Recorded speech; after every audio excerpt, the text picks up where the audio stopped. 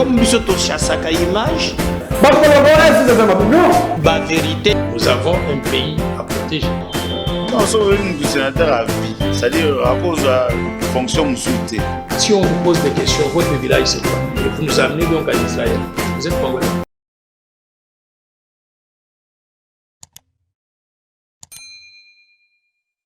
Premier numéro, il y a Lelo, merci Nabande Cognon, vous allez brancher partout à travers le monde. Vous suivez MKBZ officiel, votre chaîne de vérité. Vous continuez à partager nos émissions, vous les likez. To Pesibino, merci. Naba Ndako, Naba Salon. To Pesibino, merci. Bozo Naba Bis, Naba Biro, Bozo Landabiso, Ebele. Et grâce à vous, notre chaîne est allée exceller chaque jour. Vous allez déjà, dans moi, 13 000 abonnés. Vous allez derrière MKBZ officiel. Vous nous regardez, vous nous écrivez, vous nous donnez la force surtout de croire. Et grâce à vous, vous allez évoluer et qu'occuper que c'est pour la première fois que vous allez écouter la émission Nabiso Mokolo Yalelo. Alors, nous vous demandons carrément d'aller vous abonner, place Bakomi, abonnez-vous, que s'abonner. C'est qu'après Batonso va s'abonner, nous le baka toujours que grâce à yo, on peut qu'on sent que Batonso peut s'abonner. Donc, on peut s'abonner ma casse, et qu'on a très très bien. Et bisope, qu'on a wana chaque jour pour nous informer bino. Pour retenir que Awa, Tozali na Kinshasa, capitale de la République démocratique du Congo. François Beya, enfin, dossier commis qu'on s'éclaircir. Pour retenir que, alors, Ndengue Bazui, François Beya, John Nombi et Kalev, Bazali aussi cité dans le dossier, et c'est vraiment comme ça là. Par tous les moyens qui est bas yebana place bazali pour être bazouama toko solo la likambo oana yami balé toko solo la paix toujours même problème oyo ezali ko déborder un peu makambo oyo ya ba discours séparatiste xénophobe déjà ba population bazali en alerte. Ce matin na otiko solo na bande komoko babenginga na lualaba balobi ke mayema koleka ezali pratiquement impossible toko solo la pe yango bande konanga actualité ezali pe aussi rédition oyo tomoni ba M23 na est balobi bango makambo abitumba bakoki na bangote balengi bafanda po basolola mais on faut ba yebisi biso ke M23 et Zaka Katika Baloba et Zamakamsu ya M23 ce sont des Rwandais et Bazaliwana et d'ailleurs M23 Kenda M23 Kende pas été parce que M23 Bazali Nakati ya armée Nabiso na Batuna Bango Ndenge Bango Balingi. Alors likez, commentez, partagez Bosola Nyonso Bokoki Kosala pour nous donner la force. Premier numéro. François Beya, lobby à Koti Makala. Prison centrale, Nabisoya Awa, à Koti Kuna Ponanini.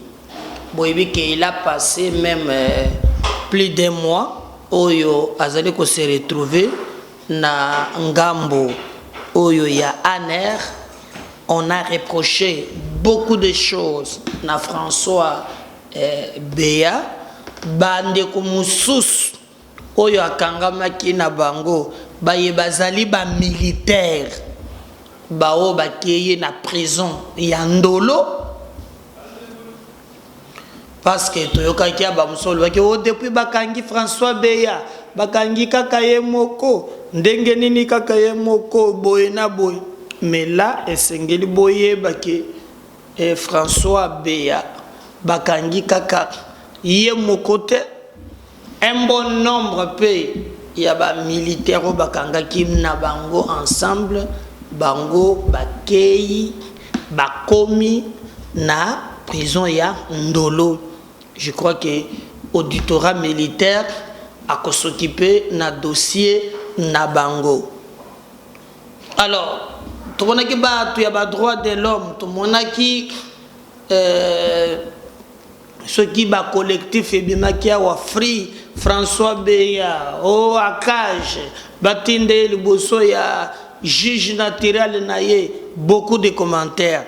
Aujourd'hui Sengeli Boye Baké les éléments, pour je vous avais dit que en air il y a des fois qu'il a des éléments, les éléments qu'il détenait et ces éléments a comme mango liboso ya bazuzi yemoko François Beya bamemiye na prison auto bengi ya Makala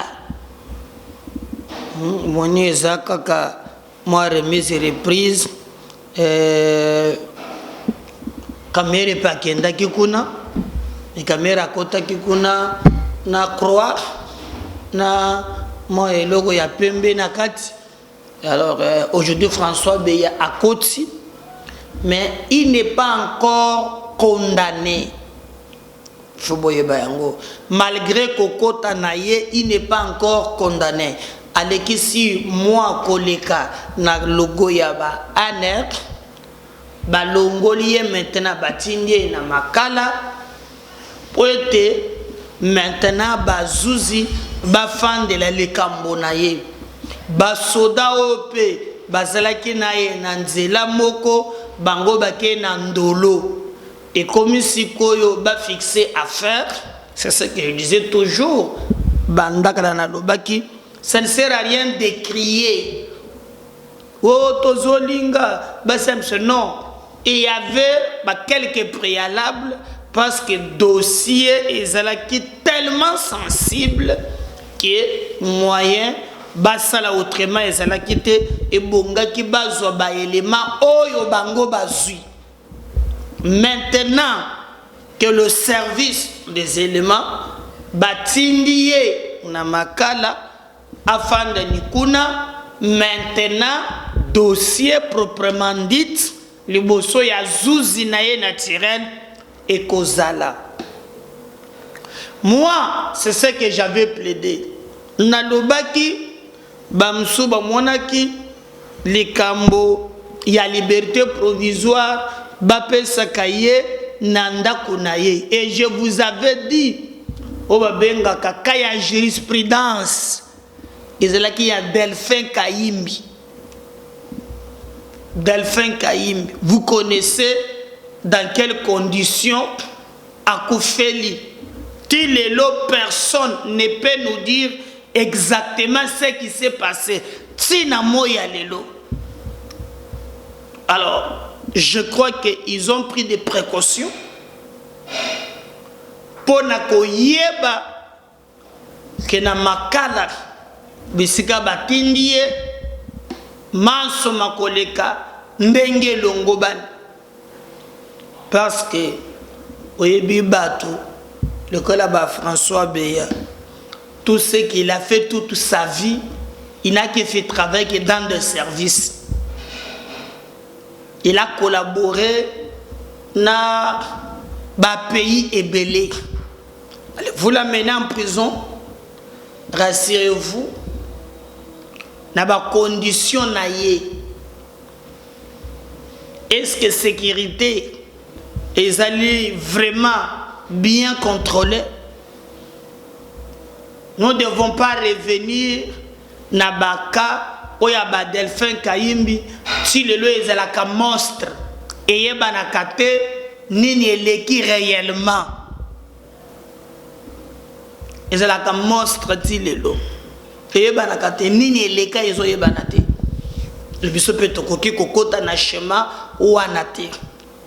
Donc boyeba ke lobby ezalaki vraiment mokolo ya lundi François Beya azali suna baloko ya NRT a komina ye na Makala mais na makala wana akei poete ba mema yesuko liboso ya bazuzi zuzi oyo ya yende balobaka na lopoto juge naturel ya mi bale bo retenir que même baye oyo bazalaki lokola mapinga oyo bakangamaki nzela moko na ye bango pe bakei na boloko ya ndolo bakozela pe bafixe dossier pour te moko na moko apesa pe barezo mbala mususu bakosele makambo mbala mususu eza ya solo mais bazuzi bayitu oyo bakotranche likambo wana oyo etali François Beya mais baproche na ye balobi bazobanga ke ezala eloko moko expéditive donc justice moko mine bolobaki ke ba même le besoin juge naturel et comme le sous eza mabe eza justice moko balengesa l'expéditive nous craignons donc ezoyeba na lisusu te tozela je crois bato batiaki makelele et kozala vraiment très compliqué mais aussi kaka na même dossier on nous parle aussi likambo oyo ya bandeko mususu entre autres John Numbi entre autres Kalev Mutombo soki John Numbi a échappé na likambo ya Shebeya oyo bazolobela makambo maye eleka entre bango na Kabila mais n'intimité que John Numbi va encore échapper na oyo bolandaki video moko na chelebino awa lolenge nini l'ancien auditeur ya armée na biso alobaki qu'il avait reçu même appel ya John Numbi. Il a dit qu'à Zoa qui appelle ya Kabila mais il y a makambo ya John Numbi te moi koko soko taki moi muke mais le plus important c'est ya koyeba nini ezali au finish suka ya suka nini koleka c'est là où il y a un peu anguille sur roche et cause à la wapi. Est-ce que vous pensez que Ndenge Ndeko Oyo a échappé? Est-ce qu'il va encore échapper? Même Namaye John Numbi Azali nommément cité Batanga Kiye Namakambolé Kaki Amonana Kite Ezalaki peut lier tantôt na Kabila. Et vous avez vu même le juge Balobaki moyen babengi saye ezate. Mais awa dans ce dossier, azali vraiment yakobengama po balobiki na dossier où parmi ba cerveau moteur yepé azali. Ce qui a fait même que non, banavait to sala entre Zambie en Afrique du Sud, des apports makambo oyo. Maintenant, François Beya accueilli Makala, c'est supposé que Bango peut couper sa version de faire à Bango. L'état de droit, il peut garantir droit et à défense. Nous pensons que va présenter des éléments à Bango et que Makambo Manso, Makoleka Ndenge et Longo Bani. Donc, mon côté, à Koki, Koko Sabino, Topé Koyebsenu, le Kambo Moko yali contraire. Moussou Bazolo Kaye, Ezali Pe, Bakotanga Kaye, Ezali Kalev Mutombo. Alors, Ngasko Nazomituna, Po Balobi Kalev Azaka na Kishasa Oyo. Sona Kingakati côté à cuisine, Nde Balobaka tout ça. Mais nos services des renseignements bon yebi ki na bandeli avant ekoma François Beya monto azalaki wana pour François Beya azalaki même na autorisation avant que ba jet privé ekita awa c'est lui qui donnait l'autorisation. C'est lui seul qui donnait l'autorisation. Mais maintenant là, tu dis que même yango et pas na nerf bapesi yango Hervé Mbelou, ce qui a fait même que pour te nini ya Kabila o elongwa awa et voyager que monique et c'est les 3-4 jours pour te ba contrôler ba vérifier zo kende wapi e kozonga ndenge nini nyonso les allez qui mise en compte, mais au moins c'était ça la vérité. Dans quelles conditions oya batameli oyo ba service na biso ba koki kende kozwaye te. Dans quelles conditions ba koki kozwaye te kutu ba lobby que na ba élément musupe fuité oyo trahir mingi même François Bebaza parmi les gens au biloko ebele fuité et ça un baby si makambo. Mais aussi parce que Dieu aime le Congo, Dieu n'a pas voulu que schéma wana et comme la biso. Mais bato bazotia ba salaka ba émission ba salaka ba débat bazotia ba commentaire parce que boyebité ce qu'on appelle quand toucher la sûreté de l'État, ce que ça fait et comment il peut déstabiliser même nos institutions et l'ingakeza la mabe makas et mabe koleka.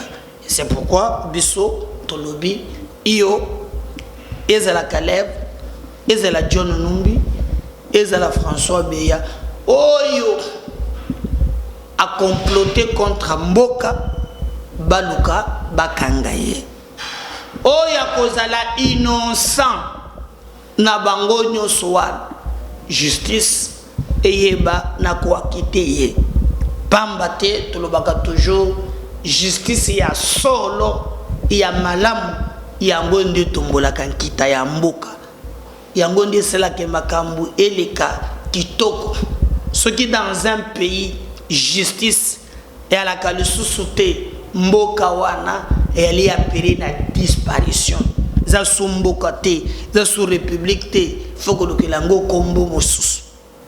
Donc boyebake cette fois-ci Caleb John Numbi d'ailleurs quand on le voit que la fois passée Kazana et memeta kokimate c'est Kazali boy se place à Zali Abima Caleb Aya Kusamba John Numbi bisika Zali bisoto senginde balancer mandat oyibo koki ko ramener awo mboka na biso eleki ba petit calcul na biso mike tout ça la kana yango et nous devons nous battre pour la vérité et yebana. Est-ce que Vital Kamerhe à cause de la première ministre dans l'émission mokolobi bato ba bengi ngai ebele ba toninga mituna wana ba musuku to balobi wana za somboka te wana kumeli kambo mususu 57 millions de dollars et qu'il mai kaka boye audience il y a les 11 au cours de cassation à tiers ils allaient quoi annoncer solo il y a acquittement il y a Vital Kamerhe nananga juriste te mais bakwa quitter yendenge je sais pas comment il condamné na premier même na second degré bon lolenge bakui na zozela na mona penza comment bako utiliser méthode moko ya droit bon na mboka de biso rien est impossible mais je sais pas comment ils vont le faire. Même ce qu'on appelle morale publique bana na biso bako mona Kamerhe Zotambola premier ministre nous montrons à nos enfants que détourner c'est bien que ça samboka isa bien na message oyebi dirigeant apesaka exemple mingi na maye akosala kasi na maye olobaka te. Nous allons montrer l'image. Il y a quel pays, si et seulement si, au Toyoki, et ça vrai. Moi, je suis même tenu à ce que nana bande ko ya INC baninga na ngai degré bazo tambola na ba voiture na ba champagne balobi premier caméra premier donc tie linge ya batu sama lukonda oyo afandi na sabi na keno bako beta virgule les yeux comprendre et c'est comme boka na biso ezokende est-ce qu'à kozala audience oyo batie le 11 l'audience elle est 11 et qu'on détermine makambo nyonso babengi ye babengi Muyima babengi Sami Jamal non ça on connaît pas comme le que la audience moko public na monnaie que même les avocats oyo bazui les avocats ya République je n'ai pas vu maître Coco oyo banduko ebisa Kabila Kamereke mais tu me dis là-bas que tu vas mettre le feu on est balingi ba simba mida pas caméra linga mida na ndinga usakana te je veux mettre le feu mais ton mon avocat wana tena bayeba ko samba na compte ya République donc je ne sais pas confirmer cette information avec exactitude mais bayeba benginga et bayebi singa que audience bagotia le 11 ils répondent ko sokola masumu nyonso ya Kamere paie en contrepartie akoloba kena Bukavu na sidiko ya tambola kana bango na poche akokamata kabeli bango kina kotana na député moko beta kamanda mo mushoro yaka bola kaka bato ba mabele na peso barumbu mazo peso ki ndenga pesa daga mona comprendre kate na comprendre kate toi c'est la bande qu'on engaille procès qu'on a les 11 ça sert même à rien que to mona motema passe Muyima kozala na bana mibale ya JB Soraya na Daïda je sais pas si ça va changer comme piana Soraya Kamere Daïda Kamere bana ba konji mangote donc na kitu moko wana procès Kamera so se ma fait quel baga boy comment do am piana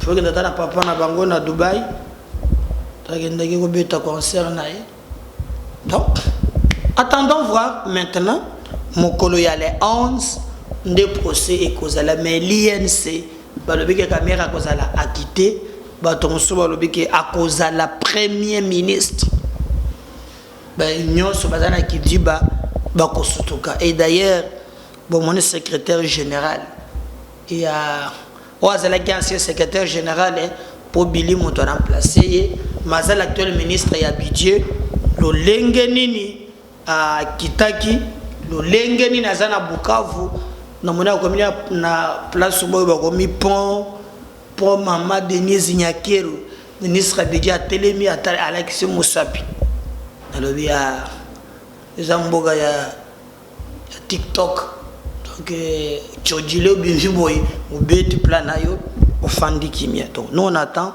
voir en réalité ce que ça va donner et moko na moko akoyeba vérité na likambo oyo nous nous apprêtons ce qui audience que c'est la public et que c'est la retransmis en direct beaucoup mon MKB officiel Jurwana Tokocha matos na biso tokosala tout pour te bolanda lo lengeni ni ekoleka mais ngana zozujite Pour mon équipe, je vais réaction et abattu.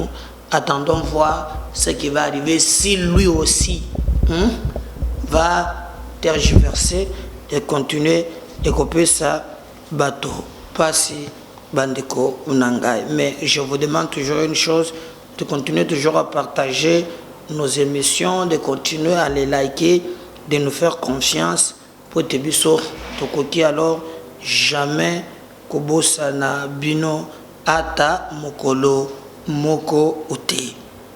Ba M23 côté bazali epesi mobulu ba bandaki bitumba moko oyo ba bandaki kobunda contre les Congo depuis ba longoli commandant oyo azali na zone ya vérité ba M23 ba lelo ba bundaki na barrage moko je crois ya Matebe oyo fournissaka vraiment Nord Kivu na banini mosusu na courant.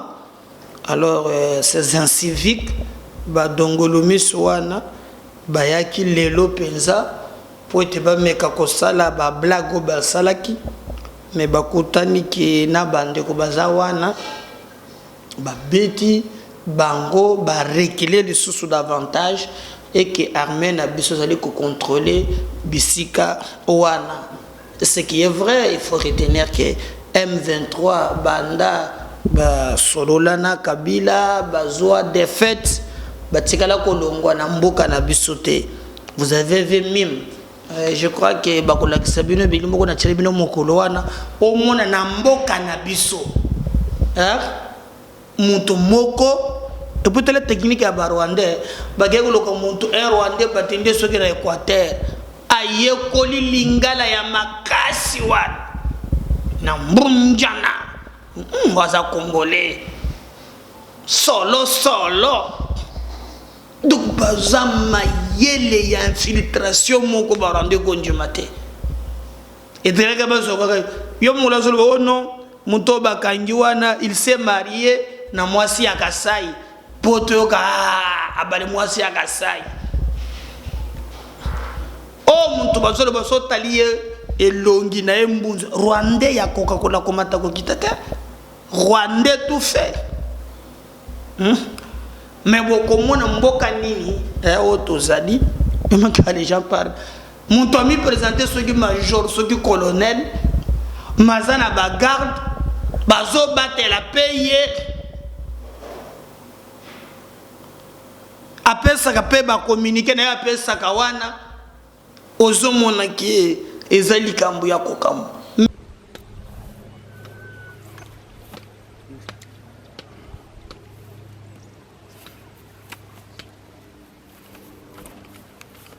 Déclaration de cessez-le-feu unilatéral. Le mouvement du 23 mars informe l'opinion nationale ce qui suit. 1. Il reste fidèle à sa ligne politique qui est celle de règlement pacifique de la crise qu'il oppose au gouvernement de la République. 2. La tension militaire observée ces derniers jours dans les territoires de Rutshuru relève de l'initiative offensive de FARDC à laquelle l'armée révolutionnaire congolaise a opposé une stratégie défensive appropriée. 3. Les unités de l'armée révolutionnaire congolaise engagées dans cette stratégie se sont retirées des espaces conquis pour occuper des positions défensives de manière à élargir la zone qui les sépare de FARDC. Envie d'éviter toute nouvelle confrontation. De ce fait, il sera donc plus facile d'identifier la partie qui prendra l'initiative de la guerre. 4. Par conséquent, à dater de ce vendredi 1er avril 2022, notre mouvement décrète un cessez-le-feu unilatéral pour permettre aux autorités du pays d'annoncer un dialogue pour un règlement pacifique de la crise qui nous oppose depuis plus d'une décennie. 5. Toutefois, l'armée révolutionnaire congolaise se réserve le droit de riposter vigoureusement en cas d'une nouvelle initiative de guerre de l'armée nationale ou de ses supplétifs. Fait à Saramboué, le 1er avril 2022, le porte-parole militaire de l'armée révolutionnaire congolaise, Major Willy Ngoma.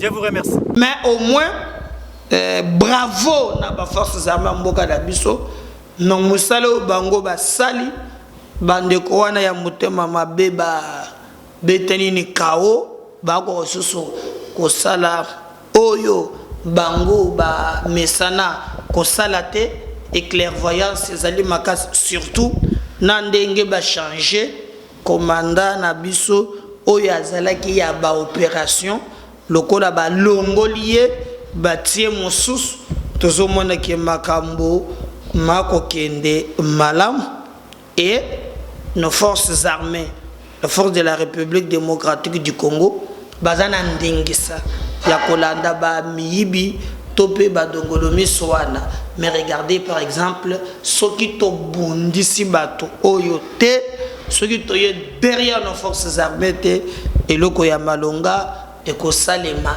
ezate moto ko kozala te azana mboka na biso mais groupes armés ba groupe armé moko ba zali ko telema ko pesa ordre. Est-ce qu'un groupe armé à côté les mandé moto à lobby a pesa ka ba indice ezali mabe makasi na ba garde tolali lobby na passe bato batamboli makolo nini balobi carburant ezate soki nyonso ke na Ukraine esili na bitumba ya Russie. Donc des informations, l'école a des informations. Qu'est-ce qui s'est passé pour te comme un lobby station fermée Moulongo et Bandi Tala Moulaï bato ebele ba beti makolo ya ko finga ba fingi ngaza ne voya rond-point weleri ba mususu kaka oso ibisi bango ozo mona utina Ukraine na Russie balingo yo katawana te. Les gens ont fait de pied carburant mais ndoko moko benga na Maroc à lobby biloko e mati partout kaka na Congo t'es partout.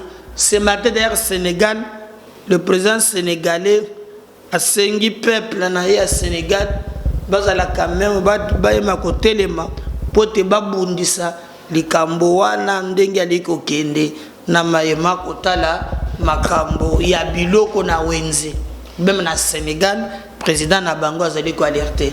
Mais ce carburant est sili et comme on en a été, je vais vous laisser suivre directeur ya CEP Maya lobby na oyo etali makambo ya carburant ekozala to ekozala te. Est-ce que hier en tant que directeur ya CEP azali ko rassurer ba imboka na solo que likambwane ekozala? Il a dit oui, ba stock oyo bango bazanango et qu'on permettre que bateau ba évacuer que les lots il y avait pas encore moyen il y a bateau ba continuer qu'on s'inquiéter depuis ce matin déjà. D'ailleurs tout le monde déjà bateau ba ndeko somba carburant mais oyo pe bateau ba déplorer ba pétrolier ba lobby likambo o ba bengi ya manque à gagner ba meka kosala ke makambo ezala correct. Manque à gagner ezali par exemple okomona ba lobby essence ezala ta si c'est 2500 l'état lobby tete botia 2500 te botia ta 2000 le reste ngamoko l'état na kofuta bino. Alors mbongo wana oyo ba pétrolier babungisaka na litre chaque jour balobi ya année passée il y a 2021 batikala kofuta bangote ils ont continué tilelo. Alors bango basengi que l'État a loka par tous les moyens à fouta bango mbongo wana pour et permettre à bango basala musala na bango ndenge elongo bani. Bon, on attend toyebaki si l'État congolais a kusala par tous les moyens à satisfaire bas besoins na bango. Je vous demanderai toujours de rester fidèle à MKB's officiel. Je vous demanderai toujours de continuer à partager nos émissions, à les liker. S'il te plaît, le baga toujours, grâce à yo, va découvrir chaîne Nabiso. Autant la émission Nabiso la abonné, pardon, abonnez-vous. Vous avez une bande comme sous mi balé mi sat bagoye ko yeba chaîne Nabiso à travers yo tindela bangolien singa bango pe ba s'abonner ensemble de tokozala très fort. Merci. Deuxième numéro Zoya. Bye.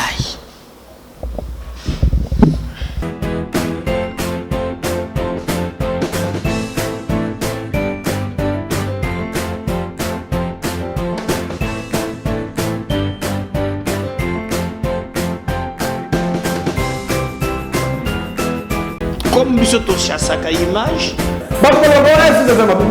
la vérité, Nous avons un pays à protéger. Non, c'est un sénateur à vie. C'est-à-dire, à cause de la fonction musulmane. Si on vous pose des questions, votre village c'est quoi? Et vous nous amenez donc à Israël. Vous êtes congolais.